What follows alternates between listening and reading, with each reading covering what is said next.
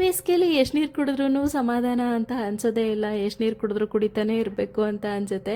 ಹಾಗಾಗಿ ಮಡಿಕೆಲಿಟ್ಟಿರೋ ನೀರು ತಣ್ಣಗಿರುತ್ತೆ ಅಂತ ಹೇಳ್ಬಿಟ್ಟು ಮಡಿಕೆನ ತೊಗೊಂಡು ಬಂದು ಸ್ವಲ್ಪ ತೊಳೆದು ಒಂದೆರಡು ದಿನ ನೆನೆಗಿಟ್ಟು ನಂತರ ಇದನ್ನು ನೀರನ್ನ ತುಂಬಿ ಎತ್ತಿಟ್ಕೊಳ್ತಾ ಇದ್ದೀನಿ. ನನ್ನ ಸೆಕೆಂಡ್ ಪ್ರೆಗ್ನೆನ್ಸಿ ತುಂಬಾ ಫಸ್ಟ್ ಪ್ರೆಗ್ನೆನ್ಸಿಗಿಂತ ವಿಭಿನ್ನವಾಗಿದೆ ಅಂತಲೇ ಹೇಳ್ಬೋದು. ಫಸ್ಟ್ ಪ್ರೆಗ್ನೆನ್ಸಿಲಿ ತುಂಬ ಆರಾಮಾಗಿ ನಾರ್ಮಲಾಗಿ ಹೇಗಿರ್ತೀವೋ ಹಾಗೇ ಇರ್ತಾ ಇದೆ. ಬಟ್ ಈ ಸೆಕೆಂಡ್ ಪ್ರೆಗ್ನೆನ್ಸಿಲೇ ಗೊತ್ತಾಗಿದ್ದು ಪ್ರೆಗ್ನೆನ್ಸಿ ಅಂದರೆ ಹೀಗಿರುತ್ತೆ ಅಂತ ಹೇಳ್ಬಿಟ್ಟು ಮೂಡ್ ಸ್ವಿಂಗ್ಸ್, ಊಟ ಸೇರದೇ ಇರೋದು, ಜಾಸ್ತಿ ನಿದ್ದೆ ಮಾಡಬೇಕು ಅಂತ ಅನ್ಸೋ ತರ ಫೀಲ್ ಆಗುತ್ತೆ. ಕೆಲಸ ಮಾಡೋದ್ರಲ್ಲೂ ಇಂಟ್ರೆಸ್ಟ್ ಇರಲ್ಲ. ಹಾಗನ್ಸುತ್ತೆ. ಸಂಜೆ ಮೇಲೆ ನಮ್ಮ ಬೆಂಗಳೂರಲ್ಲೇನೆ ನಯಾಗ್ರಾ ಫಾಲ್ಸ್ ನೋಡೋಣ ಅಂತ ಹೇಳ್ಬಿಟ್ಟು ಆಚೆ ಕಡೆ ಬಂದಿದ್ವಿ. ನಯಾಗ್ರಾ ಫಾಲ್ಸ್ ಅಂತ ಹೇಳಿದ್ರೆ ರೆಪ್ಲಿಕಾ ಮಾಡಿದ್ದಾರೆ, ಕ್ರಿಯೇಟ್ ಮಾಡಿದ್ದಾರೆ. ನೋಡೋದಕ್ಕಂತೂ ತುಂಬಾನೇ ಚೆನ್ನಾಗಿದೆ. ಸಂಜೆ ಹೋದ್ರೆ ಮಾತ್ರ ತುಂಬಾನೇ ಚೆನ್ನಾಗಿರುತ್ತೆ. ಸಮ್ಮರಲ್ಲಿ ಮಕ್ಕಳನ್ನೆಲ್ಲಾದ್ರೂ ಆಚೆ ಕಡೆ ಕರ್ಕೊಂಡು ಹೋಗ್ಬೇಕು ಅಂತ ಹೇಳಿದ್ರೆ ಇಲ್ಲಿ ಕರ್ಕೊಂಡು ಬಂದು ತುಂಬಾನೇ ಇಷ್ಟಪಟ್ಟು ಎಂಜಾಯ್ ಮಾಡ್ತಾರೆ. ಅವರಿಗೆ 100 ರೂಪಾಯಿ ಏನೋ ಚಾರ್ಜ್ ಮಾಡ್ತಾರೆ. ಅಷ್ಟಲ್ಲದೆ ಒಳಗಡೆ ಬಂದ್ರೆ ಬಟರ್ಫ್ಲೈ ರೋಬೋಟಿಕ್ ಪಾರ್ಕ್ ಅಂತ ಹೇಳ್ಬಿಟ್ಟು ಮಕ್ಕಳಿಗೆ ಇಷ್ಟ ಆಗುವಂತಹ ರೋಬೋಟಿಕ್ಸ್ ಬಟರ್ಫ್ಲೈ ತರ ಕ್ರಿಯೇಟ್ ಮಾಡಿ ಎಲ್ಲ ರೀತಿಯಾದಂಥ ಬಟರ್ಫ್ಲೈಸ್ಗಳನ್ನ ಇಟ್ಟಿದ್ರು.